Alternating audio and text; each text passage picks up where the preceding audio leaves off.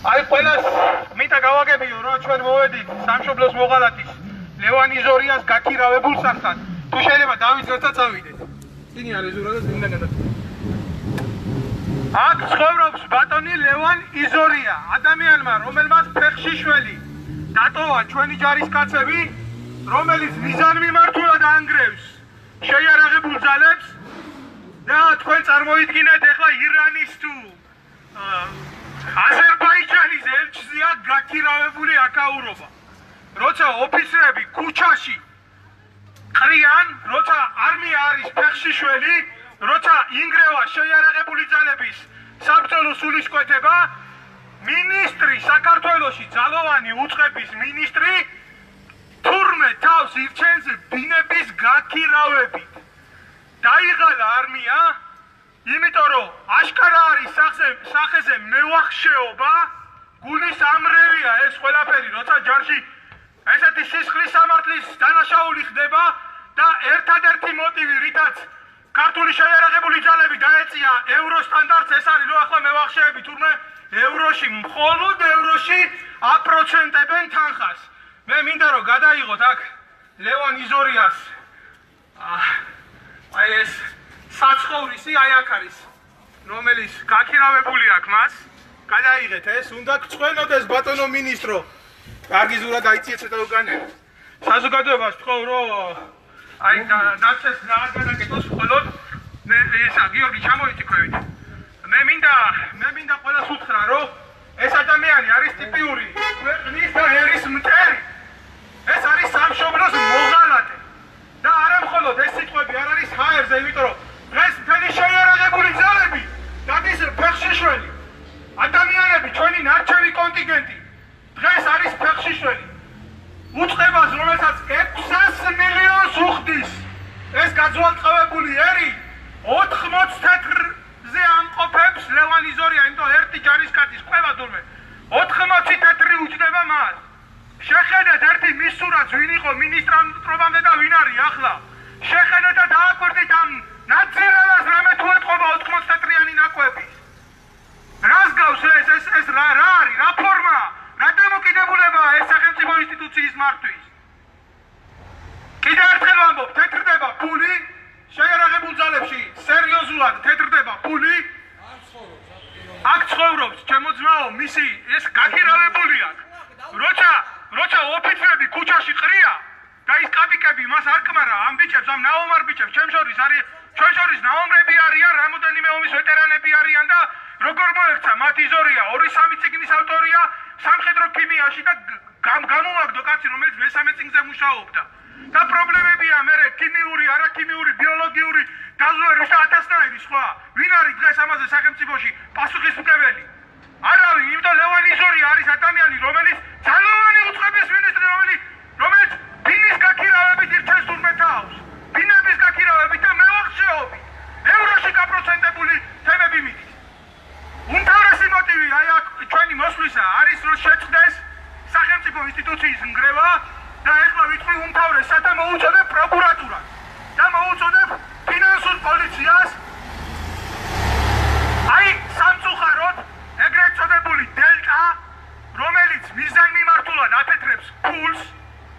ეს არის უწყება, რომლის ხარჯზეც ლევან იზორია მიყიდა ერთი სახლი, მეორე სახლი ააშენა, მესამე სახლი მისი მეორე ცოლის მშობლების სახელზე გადააფორმა, შავი წესით კიდე რამოდენიმე ბინა.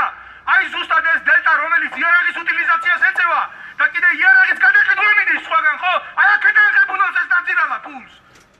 და ეხლა კიდე თავდაცვის მინისტრის სახლში ცხოვრობს დიპლომატიური პერსონა, რომელიც უნდა იყოს საერთოდ კონტრდაზვერვის და საგარეო დაზვერვის დაკვირვების ქვეშ. ეს რა ურთიერთობა, ეს რა დამოკიდებულებაა უსაფრთხოების? მოვითხოვ პროკურატურამ, ფინანსურმა პოლიციამ დაუყოვნებლივ შეამოწმოს დელტას კარხანა, სადაც 300 მილიონია უკვე გატეტრებული.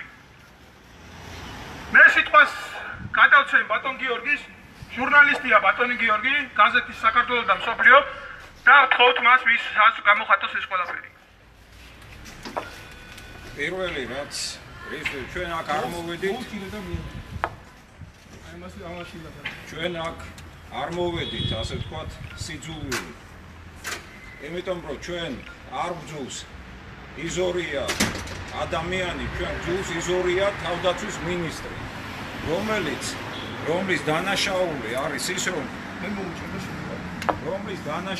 არის ის რომ ის იმას რა ქვია ძარცავს ხაზინას და ფაქტიურად ჯარი არის შიშველ ტიტველი ფშიერი ფაქტიურად უუნარო რითი აპირებს დაცვას ქვეყნის ეს მართლა ნაძირალა ესა რა არის ეს სირცხული არ არის კაცო ბოლოს და ბოლოს მერე აი ეს 5 ლარიანი რო თავის გაუგზავნა ადამიანს კაცმა სთხოვა რომ ისა ბავშვი მყავს ავათო ხო და დამეხმარეო და დაგეხმარებიო და ადიუტანტს 5 ლარი ჩამოატანინა რა ცინიზმია ესა ეს ძალიან სახიფათო ცინიზმია გაიგეთ იმიტომ რომ ბოლო დროს გამოდიან ეს ხელისუფლების წარმომადგენლები და პირდაპირ ესე იგი დასცინიან ხალხს რომ თქვენ ესე იგი დღეში გეყოფათ 1 ლარი და 85 თეთრი ისა რა ქვიაო საკვებათო ვის ეყო და ეს არის ძალიან სახიფათო ტენდენცია ეს უკიდურესი ცინიზმი მე აი ამ 5 ლარის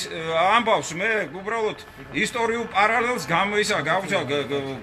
რა ქვია გაუსვა მხას რომ იყო მე-18 საუკუნეში საფრანგეთის უკანასკნელი დედოფალი მარია ანტუანეტა რომელიც ერთხელ დაინტერესდა რომ რითია ხალხი უკმაყოფილო და მოახსენეს რომ პური არა აქვს ხალხს მერე პური თუ არა აქვს ნამცხვარი ჭამონო გაიგეთ და სულ 2 წელიწადში ეშაფოძე აიყვანეს და თავი მოკვეთეს გილიოტინით აი მიყავთ აი აქამდე რომ ბოლოს და ბოლოს თუ გონს არ მოეგები თქვენ დასახიჩრებულ გვამებს თბილისის ქუჩაში გახელებული ბრბო ათრევს გონს მოეგეთ მე გასაგონად მინდა ყველას უთხრა და განსაკუთრებით მინდა უთხრა იზორიას ბატონღაც მინდა უთხრა იზორიას ეს ამ ქვეყნის მტერს სრული ამ სიტყვის მნიშვნელობით იმიტომ რომ ეგრე არ გამოვა როგორც შენ მაგ სიტუაციას მართავ როგორც ჯარისკაცები გყავს დაჩოქილი მუხლზე შენ ყველა რუსზე და ყველა მოწინააღმდეგეზე დიდი მტერი ხარ საქართველოში იმიტომ რომ შენ საკუთარ საზოგადოებას პარავ ანადგურებ და უთხვიოდ კრავ შენ ჩვენ ჯარისკაცებს მე მინდა მოუწოდო ბახტაძეს ბატონ ბახტაძეს გასაგებია რომ თქვენ ჯარში არ ყოფილიყართ არ გიმსახურიათ და არ იცით რომ ზამთარში ძალიან ძიმეა როცა განცეში დგახარ შენი ქვეყნის სადარაჯოზე და გახეულ ბატინგში წყალი შეგდის და ფეხი გაყინება თქვენ რა თქმა უნდა არც განგაშის სიმწარე არ იცით მაგრამ ყოველი შემთხვევისთვის მაინც რამდენჯერაც გააგრძელებთ თქვენ იზორიას დანაშაულის ფარვას დელტაში განათლებულ მილიონებს რომელიც კისერზე აწევს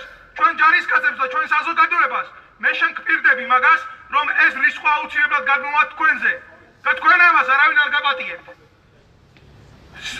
უსინგისობაა ეს მეტი არაფერი ერმილე ნემსაძეს ვთხოვე ხალხო რაზე ვსაუბრობთ საერთოდ ჩვენ ოკუპირებული ქვეყნის შვილები ამას ყველაფერს ხედავენ ის სეპარატისტები ამას ყველაფერს ხედავენ ის ოკუპანტები სიცილით კვდებიან ვაი თქვენ საცოდავებო ასეთი არმიით აპირებთ ნატოში შესვლას რუსეთთან ომის მოგებას თუ დაკარგული ტერიტორიების დაბრუნებას აი ესეთი მინისტრის აი ასეთი შეიარაღებული ძალების დღეში როგორცაა ჩავარდნილი არსებობს ძველი და ბრძენი ადამიანის გამოთქმა თუ კი მთავარსარდალი არის საკუთარი გრძნობების მონა მას ომში ვერ უშველის ყველაზე ძლიერი არმია ჩვენ ვყავს მინისტრი რომელიც საკუთარი გრძნობების მონაცა და ეხლა ვიმყოფებით ჩვენი დედაქალაქის ყველაზე პრესტიჟულ უბანში ერთ-ერთ ბინა რომელიც გაქირავებული აქ და ამით კარგად ჩაულობს გულსაც იქ და ასეთია კაცი კიდე გაღლეტილი მინისტრი მოვიდა და გამოძღა 94-ზე ნაკვების რა ეთყობა ამას და საშინელ დღეში ყავს შეიარაღებული ძალებიც აქ ჩვენ გვერდით იმყოფებიან შინდისის ბრძოლის მონაწილეები აქ ჩვენ გვერდით იმყოფებიან ადამიანები რომლებიც ერთადერთი სპეციალისტი არიან ქიმიური და ბიოლოგიური იარაღის რომელიც კბილის ტექნიკა გამოუშვა სამსახურიდან იზორიას წყალობით ჩვენ დავკარგეთ ავიაცია ჩვენი პილოტები არიან კონგოში და იბრძვიან სხვაგან მე შეგახსენებთ რომ ბრძოლის დროს მოწინააღმდეგე ერთერთი ქართული აპარატი ვერ ჩამოაგდო მათი დამსახურებით ქართული ავიაცია სრულად გაუქმდა და პილოტები ეს ოქრო ხალხი რომლებიც ეს სახელმწიფოს ავიაციას და საერთაშორისო სისტემას ისე დაუპირისპირდნენ რომ ერთი დანაკარგი არ ჰქონდათ საერთოდ გაშვებული არიან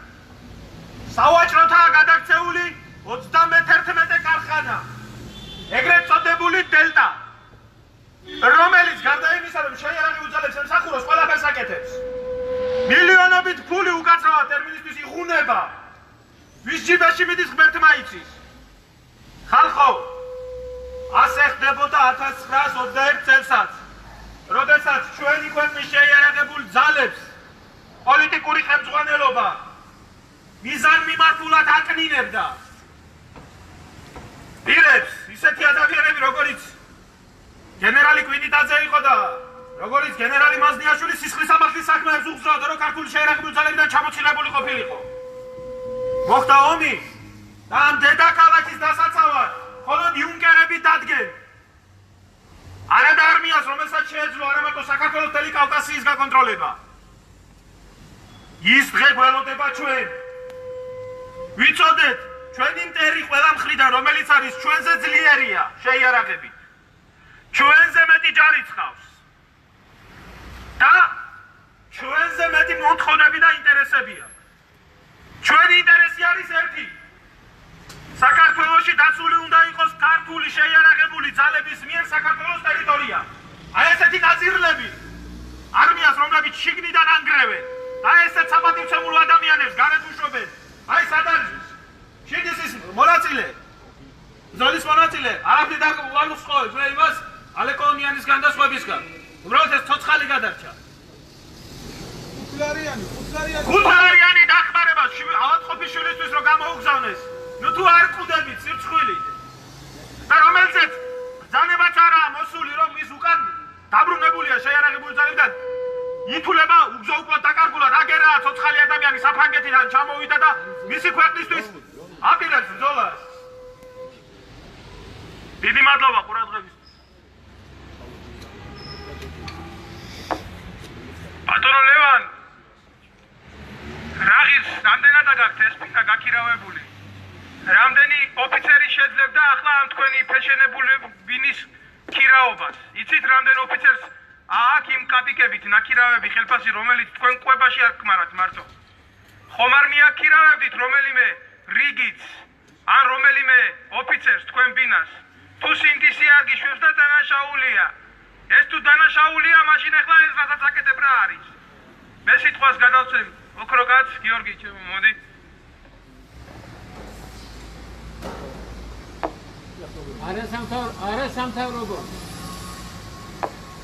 არა სამთავრობო არა უშავს აი არ მიდოდერ ჩატები აი ho ის მიდე ხა ვისაუბრებ მაგრამ მიდოდა არა სამთავრობო ორგანიზაცია სახალხო კონტროლზე თავმჯდომარე ერეჟიანი გიორგი ამერიკა მე მინდა მივმართო ქართული ოცნების ლიდერებს რა განსაკუთრებით საქართველოს დირექტორთან მაქვს საქმე რა მაინტერესებს ერთი ეს იზორია რომელმაც ნაცებით გაავსო თელი უწყება რომელიც კრიმინალებს ინახავს თავის სამსახურში მიშასთან მისახურობდა უკრაინაში ისინი ყავს მაღალ თანამდებობაზე დასკუპებული მე ეჭვი არ მეპარებო ეგ არის ჩანერგილი და საბოტაჟნიკი წარმომიდგენია რა დონის დარღვევებია რომ თვითონ ოცნების სახალხო საქმეების კონტროლის პალატამაც კი ვერ დამალა ის ფაქტი რომ ბატინკები არ აქვს ჯარისკაცებს ეს ხო სამარცხვინოა და ამ დროს მინისტრი ქერის ორმოში ზის და ბანაუს იმდენი ფული აქვს რომ ბინებს აკირავებს და მევახშეობს და როდემდე ბატონო ბიძინა სად არის ერთ წელიწადში მოვაგვარებ ყველაფერსო ეს იაგვარებ სად იპოვე პროსტა ესეთი ხორები სად მოაგროვე სად ნახე ამისთანა გათახსირებული ხალხი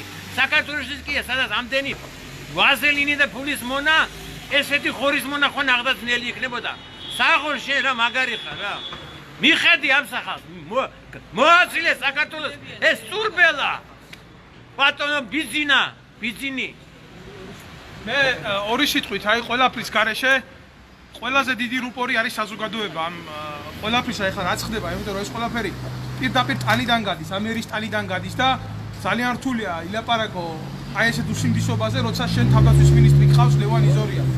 მე უსაყვარლეს ადამიანს, ჩვენი ჯარისკაცის დედას, რომელიც შენ აძირალა გამოაგდე სამსახურიდან, იმიტომ რომ შენი უჯიშო შვილები, შენი უჯიშო გენი ყოფილიყო ამ ქვეყნის სათავეში მომხდარი შეიარაღებულ ძალებზე და აკეთებ ამას პიროვნულად და შერჩევითი სამართლით, აფეთქებული არაერთი მისიის მონაწილე 4 შვილის მამა შენ იგნორირებაში დატოვე და ზუსტად აი მოვიდა და დღეს გეტყვის ამას და კიდე ბევრჯერ გეტყვით. მანამ სანამ არ შენ პოლიტიკურ თანამდებობას არ შევიწირავთ, მანამდე არ გავჩერდებით. ნამდვილად ეგრეა. სანამ ეს არ მოშორდება. ისე ბატონო იზორია, თქვენ რომ გინდათ ცხოვრება და ქონება და სახკარი, სხვა სამსახურიც არ და 4 შვილის მამა გამოუშვით, ერთი ხელის მოსმით 20 წლის სამსახური ჯარისკაცი. ეგ როგორ არის? ერთი შენ შვილს ემსახურა 5 წელი და ეგრე გამოეშვათ ერთი. რას იზაბდი ერთი მაინტერესებს. ეს როგორ უნდა შეგერგო შენ გაქირაებული გაქვს და იმითი გინდა იცხოვრო და ჩვენ შვილებს სამსახური და ხელფასიც აღარ უნდა? თუ როგორ არის? ეს ცხოვრება თქვენია? არ არის თქვენი. ისე ბატონ ბიძინას მივმართავ და იმ ბახტაცესაც. ასეთები რო ყავს სამსახურში, რომ გადაჭამეს ქვეყანა, რაც ეს მოვიდა სიკვდილისა ჯარისკაცების სიკვდილის მეტი არაფერი გაიგება. დაჟიაგებ ფორმაც არ ასმიათ, თურმე და შიმშილით ეყოწებიან ჯარისკაცები. ესენი ხალხია. ამათ რა უნდა თავდაცვაში? რა უნდა ამათ თავდაცვაში? რაღა გინდა ბიძინა ბატონო? რამდენი რამე ცუდიღა უნდა გააკეთოს. იერახს ესენი ყიდიან. ჯარიდან. წვიას ამას ესენი ყიდიან. ხელფასები თითო თვის, ბოლო ხელფასები, ჩემშიც ეგრე გამოუწერეს ბოლო ხელფასი თვის და ის არ აღვიღია ჩვენ. აიღეს და მიიქვის ეს, ვითომ დაიჭირეს ვიღაცა. რაღაცენი უნდა გააკეთოს. ბატონო ბიძინა, ამ ნაგავმა კაცმა რომ შენ ვერ მოაშორო აქედან. რამდენი სოფა უნდა დაიჭიროს. მე კიდევ ერთხელ გეუბნები, ყველა დონეზე კორუფციაა. ყველა დონეზე არის კორუფცია, მაგრამ ყველაზე დიდი ფული თუ არ იცით გეტყვით, როგორც გუშინ განახეთ და დაგიდევით სისხლის სამართლის საქმეები წინ. დღესაც გეტყვით, ყველაზე დიდი ფული კეთდება დელტაში. და ყველაზე დიდი უსამართლობა ამ ერის კისერზე, რომელიც 600 მილიონს იხდის, თეთრდება დელტადან. ბოლოს დასკვნით სიტყვას ისარივით დაგარჭობთ გულზე, მაგრამ კიდევ ერთხელ შეგახსენებთ, რომ თუ მაკონტროლებელი აპარატები არ შევლიან ეგრეთ წოდებულ დელტაში, ჩვენ მივიღებთ პროტესტის უკიდურეს ზომებს და ჩვენ არ ვართ მეხორცეები პატივისცემით მათ მიმართ. სოფლის მეურნეობის სამინისტროს თანამშრომლები, სამხედროები ვართ და ძალიან კარგად ვიცით როგორ იშლება კარავი. ბევრზე უკეთესად, ბევრსაც ვასწავლით კიდე. მე ვარ ირაკლი ანტიძე, ვარ რეჟისორი და არ ვარ სამხედრო და არ ყოფილა ჩემთან სამწუხაროდ სამხედრო. არავე შემიძლია შევაფასო ჯარი იმით რომ როგორი აღლუმს ატარებს ეს ჯარი. ჯარი რომელიც 9 აპრილის მაგივრად 26 მაისს გამოყავთ და მას მისი წესი აქვს იმ აღლუმის ჩატარების. ანუ ოკუპაციური ჯარი გამოდის ჯერ რაღაცა დროშებით, ქართველი ჯარისკაცები იდგნენ წელს და მერე მზემ დაარტყა თუ დააცხუნა არ ვიცი და მარგველაშვილმა ჩითილში გადაიყვანა. ეს იმას ნიშნავს, რომ ჯარისკაცი არაა მომზადებული რა. ესაა სამარცხვინო, როცა საქართველოში და ეგრეთ წოდებული დამოუკიდებლობის დღეს თურქეთის დროშეს ორი მცველი ავტომატით შეერაღებული მოყვებოდა დროშას. ეს პირდაპირ იმაზე მეტყველებს, რომ საქართველოს ჯარი არ ყავს. მეტი რაღა უნდა ვილაპარაკო.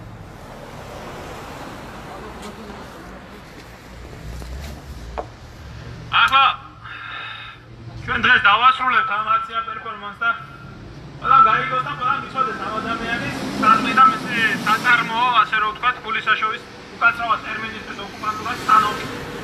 ჩვენ გავაგრძელებთ არანაირად არ მოგვცემთ საშუალებას, რომ ასე მიგდებული და ასე უპატრონოთ იყოს ქართული შეიარაღებული ძალები.